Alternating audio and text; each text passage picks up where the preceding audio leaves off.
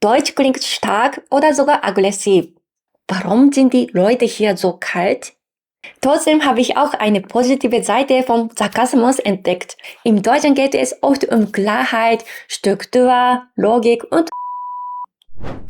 Hallo ihr Lieben, ich bin Misugi. Ich dachte, ich lerne Deutsch. Vokabeln, Grammatik, vielleicht ein bisschen Aussprache. Aber was ich wirklich gelernt habe, war etwas ganz anderes. Kultur. In diesem Video erzähle ich euch über meine sprachlichen Kulturschocks in Deutschland, aber nicht so etwas wie Tremor am Herd, das man vorwärts und rückwärts lesen kann, sondern Kulturschocks, die durch die deutsche Sprache selbst entstehen. Also was Deutsch mit mir gemacht hat. Lasst gern ein Abo, Like und Hype da und los geht's. Nummer 1. Tonhöhe. Viele Leute sagen, Deutsch klingt stark oder sogar aggressiv. Ich denke, dafür gibt es mehrere Gründe. Einer davon ist, dass es im Deutschen einige Laute gibt, die ziemlich hart klingen. Zum Beispiel das deutsche R, Krankenwagen, Kugelschreiber, Regenbogen. Wenn man dann plötzlich so etwas wie Pipapo hört, denkt man sich, hä, ist das wirklich Deutsch? Das klingt ja überraschend süß. Solche Momente sind irgendwie ein kleiner Kulturschock in der Sprache. Ein weiterer Grund ist meiner Meinung nach die Tonhöhe der Stimme. Natürlich unterscheidet sich die Stimme je nach Geschlecht in jeder Sprache. Aber ich glaube auch, dass es möglich ist, dass sich die Tonhöhe verändert, wenn diese Person verschiedene Sprachen spricht. Tatsächlich habe ich das Gefühl, dass meine Stimme beim Sprechen von Deutsch mit der Zeit tiefer geworden ist, je besser mein Deutsch geworden ist. Das hier ist ein Video von mir, kurz nachdem ich angefangen habe, auf Deutsch YouTube zu machen. In Deutschland gibt es auch noch Milchreis. Milchreis ist ja mit Milch gekocht, aber man kann auch Milchreis mit Wasser kochen. Findet ihr nicht auch, dass meine Stimme damals etwas höher war? Und ich denke, man merkt auch, dass meine Stimme jetzt in diesem Video etwas tiefer geworden ist. Allerdings wird meine deutsche Aussprache noch stark von meiner Muttersprache Japanisch beeinflusst. Mein Ziel für dieses Jahr ist es, meinen japanischen Akzent noch weiter zu reduzieren und natürlicher, also mehr wie eine deutsche Muttersprachlerin zu sprechen. Viele sagen, dass die Umlaute für Japaner schwierig sind, aber ich persönlich finde die Konsonanten noch schwieriger. Denn im Deutschen gibt es viele Laute, die es im Japanischen gar nicht gibt. Deshalb würde ich mich sehr freuen, wenn ihr mir in den Kommentaren schreibt, welche Konsonanten ich eurer Meinung nach noch verbessern kann. Zum Beispiel die Aspiration. Ich möchte mich mit eurer Hilfe gerne weiter verbessern. Vielen Dank. Nummer 2. Direkter Ausdruck. Die deutsche Direktheit ist wahrscheinlich der bekannteste Kulturschock. Sätze wie, das stimmt nicht. Das macht keinen Sinn. Auf keinen Fall. Nö. Das geht nicht. Solche klaren und direkten Reaktionen wirken auf viele Japaner ziemlich stark. Man fragt sich dann oft, warum kann man das nicht etwas freundlicher sagen? Gerade Menschen, die zum ersten Mal nach Deutschland kommen, sind oft ziemlich überrascht. Manche denken sogar, warum sind die Leute hier so kalt? Als ich am Anfang nach Deutschland gekommen bin, wurde ich durch den Service hier mehrmals verletzt. Irgendwie hatte ich oft das Gefühl, dass Kassierer unfreundlich zu mir waren. Ich habe mich sogar gefragt, habe ich etwas falsch gemacht? Tatsächlich wird der Service in Deutschland manchmal als Servicewüste bezeichnet und im Vergleich zu Japan ist er meiner Meinung nach oft weniger kundenorientiert. Gleichzeitig reagieren viele Japaner empfindlicher auf Kritik oder eine kühle Art und nehmen solche Situationen schnell persönlich. Deshalb ist es ganz normal, dass sich der Service in Deutschland am Anfang schwierig oder belastend anfühlt. Aber wenn man länger in Deutschland lebt, merkt man etwas Wichtiges. Diese Direktheit geht nicht darum, Gefühle zu verletzen, sondern ehrlich zu sein. Im Grunde sind Menschen unterschiedlich. Wir haben nicht automatisch dieselben Gedanken oder Wertvorstellungen. Deshalb muss man Dinge oft klar aussprechen, damit sie wirklich verstanden werden. Ein ähnliches Problem kennt man auch aus dem Alltag, zum Beispiel zwischen Männern und Frauen. Oft heißt es, zumindest in Japan, Männer verstehen Dinge erst, wenn man sie klar ausspricht, während Frauen eher erwarten, dass man es auch ohne Worte versteht. Solche Unterschiede gibt es auch zwischen Japan und Deutschland. Natürlich gibt es auch Situationen, in denen man denkt, das ist jetzt vielleicht ein bisschen zu direkt Man könnte sie auch etwas zurückhalten. Zum Beispiel, wenn ich Sushi gerade essen wollte, dann sagt jemand, der das sieht, Sushi, das ist nicht mein Essen. Ich glaube nicht, dass das böse gemeint ist, aber manchmal werden Dinge einfach laut ausgesprochen, die man eigentlich auch für sich behalten könnte. Aber diese Direktheit hat auch viele Vorteile. Zum Beispiel kann man sich streiten und sich danach trotzdem schnell wieder vertragen. Und dadurch, dass man Dinge offen anspricht, verschlechtert sich die Beziehung nicht unbedingt. Im Gegenteil. Wenn man zum Beispiel etwas tut, ohne es zu merken und es stört jemand anderen, dann kann es sehr hilfreich sein, wenn die Person das klar sagt. Natürlich kommt es auch darauf an, wie man es sagt, aber wenn man offen sagt, das gefällt mir nicht, dann hat die andere Person die Chance, ihr Verhalten zu ändern. Dadurch kann sich die Beziehung sogar verbessern. Das ist eigentlich viel konstruktiver. In Japan sieht man oft zwei extreme Reaktionen. Entweder man sagt gar nichts, hält alles aus und entfernt sich langsam von der Person. Oder man spricht es nur indirekt an, sodass die andere Person zwischen den Zeilen verstehen muss, was gemeint ist. Ich bin selbst in Japan aufgewachsen, deshalb kann ich diese Art gut nachvollziehen. Aber nachdem ich schon seit 7 Jahren in Deutschland lebe, habe ich mich an diese Direktheit gewöhnt. Dadurch fällt es mir inzwischen schwer, mit dieser Erwartung umzugehen, dass andere die Luft lesen sollen. Diese indirekte und oft vage Kommunikation empfinde ich manchmal sogar als anstrengend. Im Gegenteil. Ich habe manchmal das Gefühl, dass zu viel Unklarheit das Vertrauen beeinträchtigen und Beziehungen schwieriger machen kann. Trotzdem finde ich nicht, dass die Luftlesen grundsätzlich etwas Schlechtes ist. Wenn man sich freiwillig in andere hineinversetzt und Rücksicht nimmt, ist das etwas sehr Positives. Problematisch wird es nur dann, wenn man erwartet, dass andere automatisch verstehen sollen, was man meint. In solchen Fällen wird die eigene Denkweise dem Gegenüber indirekt aufgezwungen. Diese Art von indirekter Kommunikation, zum Beispiel etwas nur andeuten, damit der andere es selbst versteht, liegt mir persönlich nicht. Ich habe oft das Gefühl, dass Japan und Deutschland in Bezug auf sprachliche Kultur fast Gegensätze sind. Als Japanerin, die in beiden Ländern gelebt hat, sehe ich mich irgendwo dazwischen. Gleichzeitig habe ich aber auch gemerkt, dass nicht alle Japaner gleich sind. Manche wirken auch in Deutschland sehr typisch japanisch, während andere sehr direkt und unkompliziert sind. Fast wie Deutsche. Natürlich ist das nur meine persönliche Erfahrung und auch in Japan gibt es viele Menschen, die sehr direkt kommunizieren. In diesem Sinne kann man vielleicht sagen, viele Japaner können zwar gut die Luft lesen, aber es fällt ihnen schwer, Dinge klar zu formulieren. Deshalb bedeutet gegenseitiges Verständnis nicht immer, dass man sich wirklich vollständig versteht. Ich selbst sage meine Meinung inzwischen auch gegenüber Deutschen viel klarer. Zum Beispiel, ich sehe das anders. Gerade wenn man eine andere Meinung hat, fiel mir das früher in Japan sehr schwer. Aber in Deutschland habe ich das Gefühl, dass man seine Meinung äußern muss, um überhaupt richtig kommunizieren zu können.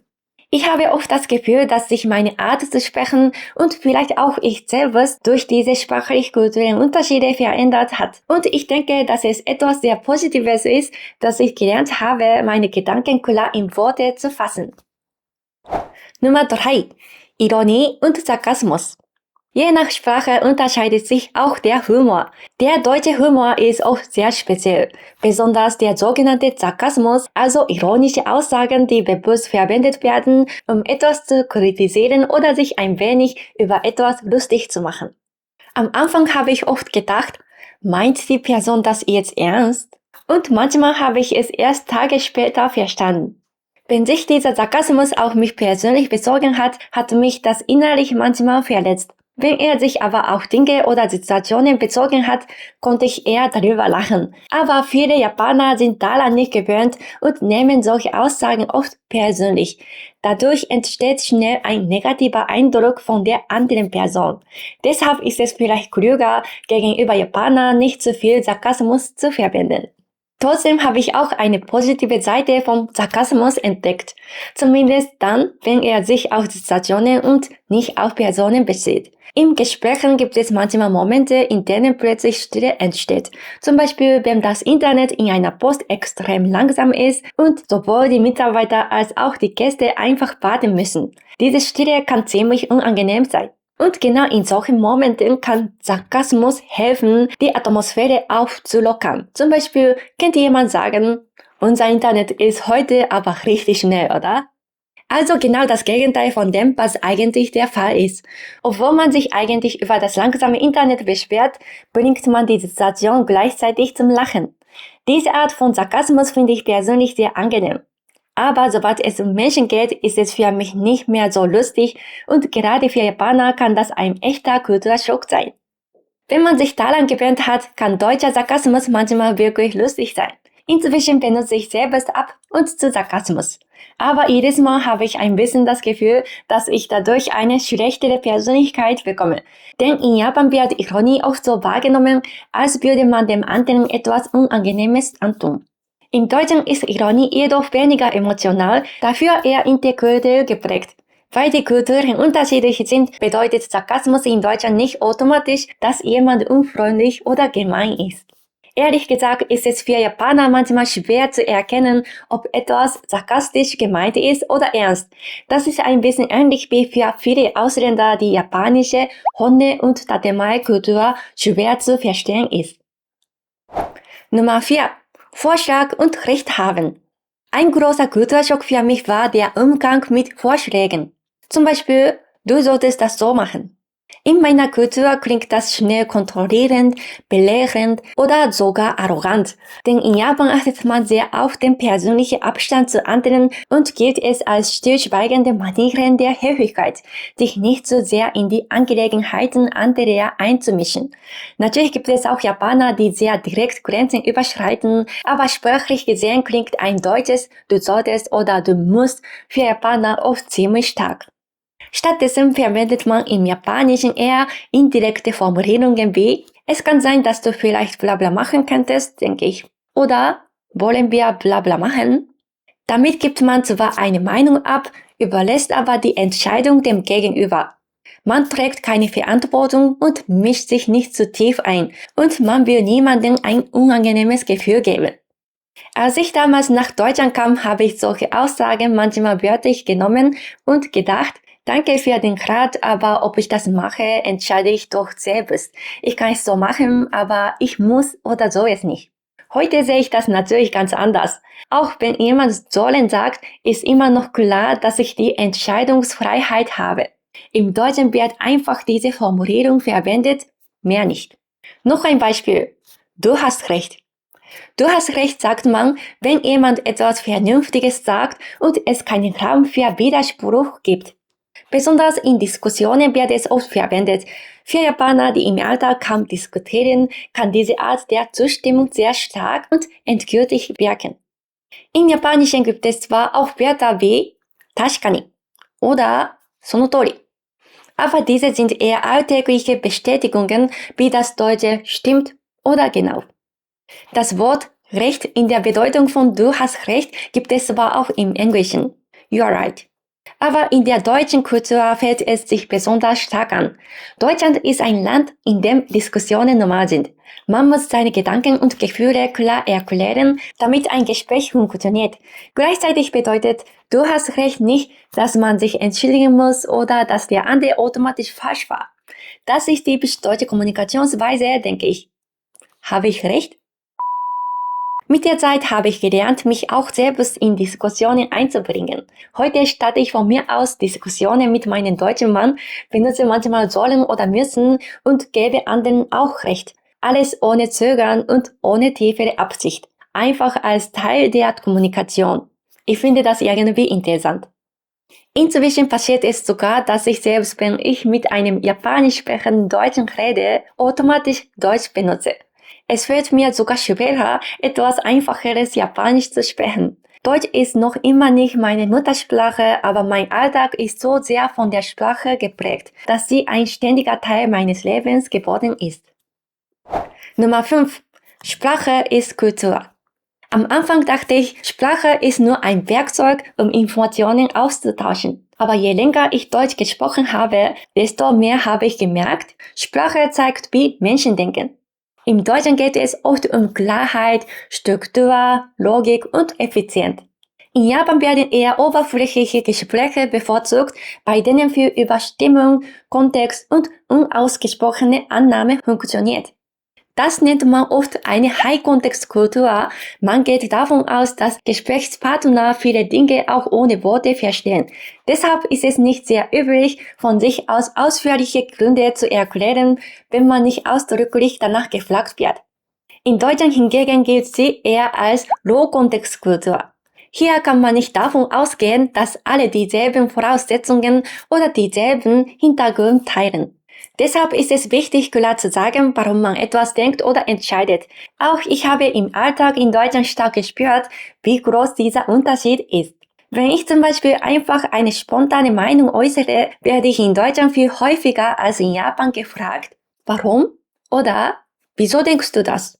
Natürlich ist das auch in Deutschland von Person zu Person unterschiedlich, aber insgesamt habe ich den Eindruck, dass viele Menschen Wert darauf legen zu verstehen, warum etwas gut ist oder warum etwas so ist. Und wenn dieser Grund für das Gegenüber nicht logisch oder überzeugend klingt, beginnt ganz automatisch eine Diskussion. Das bedeutet, in Deutschland kann es passieren, dass man während eines Gespräches ins Stocken gerät, wenn man seine Meinung äußert, ohne einen Grund dafür erklären zu können. Je mehr Deutsch ich gelernt habe, desto mehr habe ich gemerkt, dass ich im Alltag ständig Ausdrücke benutze, um Gründe zu erklären. Zum Beispiel weil, darum, aus diesem Grund, deshalb oder deswegen. Umgekehrt kann es in Japan passieren, dass man etwas als zu theoretisch oder zu rational wahrnimmt, wenn man häufig sagt, denn oder deshalb. Manchmal entsteht dann der Eindruck, diese Person sei sehr rational oder vielleicht sogar Professor.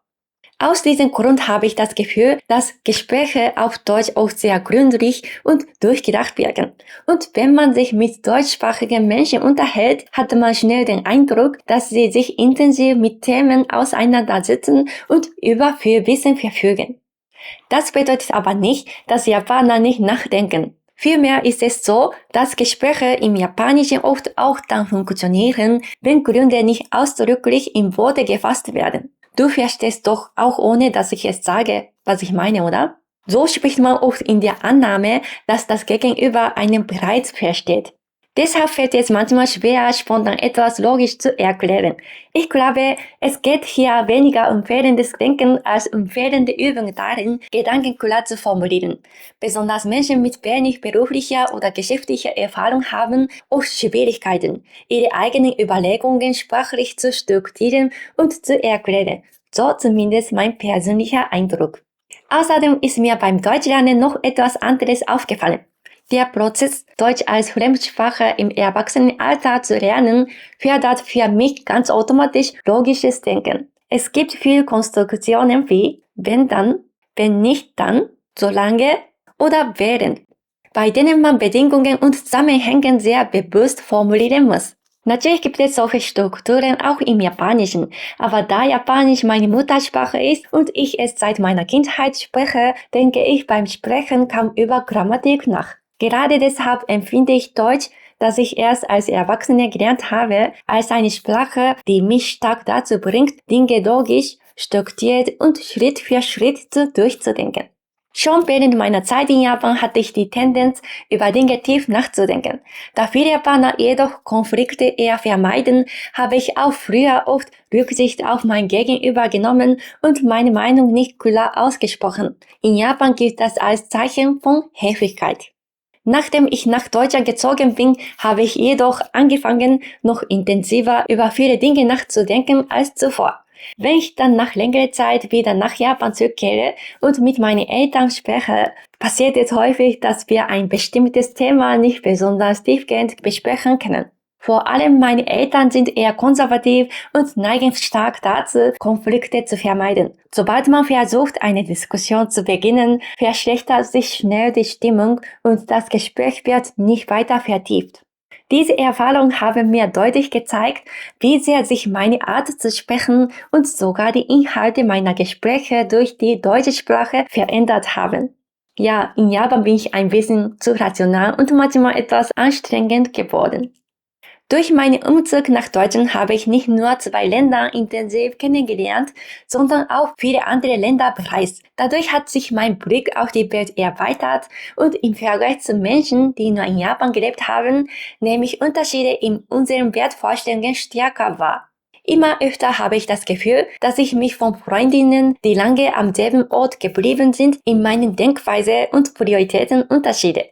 In gewisser Weise habe ich manchmal den Eindruck, dass meine Identität als Japanerin nach und nach schwächer geworden ist. So, das waren meine 5 persönlichen sprachlichen Kulturschocks in Deutschland und wie sie mich verändert haben. Habt ihr auch sprachliche Kulturschocks erlebt in Deutschland oder umgekehrt in Japan? Schreibt eure Erfahrungen gerne in die Kommentare. Wenn euch das Video gefallen hat, freue ich mich wie immer über ein Like und ein Abo, damit ihr nicht mehr Videos rund um die kulturellen Unterschiede zwischen Deutschland und Japan, das Leben als Japanerin in Deutschland oder japanische Kochvideos verpasst. Vielen Dank fürs Zuschauen und bis zum nächsten Mal. Dann, ciao! ありがとうございました。